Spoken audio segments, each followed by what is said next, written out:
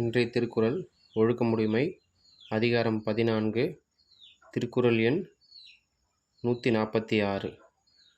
ஒழுக்கத்தின் ஒல்கார் உறவோர் இழுக்கத்தின் ஏதம் படுப்பாக்கு அறிந்து. இதுக்கான பொருள் இந்த குறள் இருக்க பொருள், ஒல்கார்னா விலக மாட்டார், ஏதம்னா குற்றம், உறவோர்னா மன வலிமை உடையவர். ஓகேங்களா? இந்த குறளில் திருவள்ளுவர் என்ன சொல்லியிருக்காருன்னா, ஒழுக்கத்தின் ஒல்கார் உறவோர் இழுக்கத்தின் ஏதம் படுப்பாக்கறிந்து.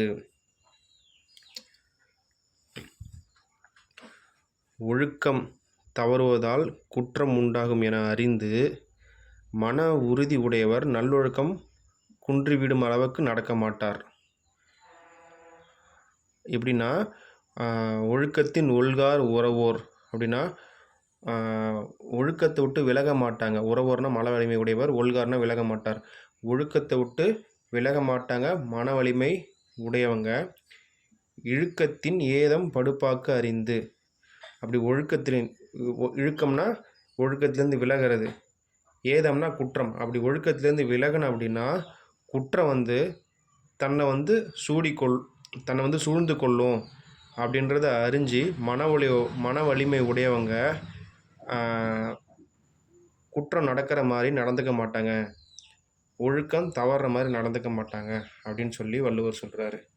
அதாவது ஒழுக்கத்தை விட்டு நம்ம வெளில போனால் நம்மளுக்கு கெட்ட பேர் வந்துரும்னு தெரிஞ்சு மன வலிமை உடையவங்க அதை பண்ணக்கூடாதுன்னு மன வலிமையோடு அந்த ஒழுக்கத்துலேருந்து, அந்த ஒழுக்க நெறியிலேருந்து விலக மாட்டாங்க, அவங்க அந்த இதுலேயே இருப்பாங்க அப்படின்னு சொல்லி சொல்கிறாரு.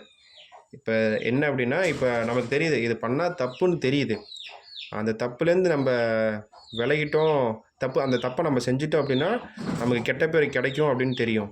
ஆனால் அந்த தப்பை செய்யாமல் நம்ம அதை கண்ட்ரோல் பண்ணி இருக்கணும்.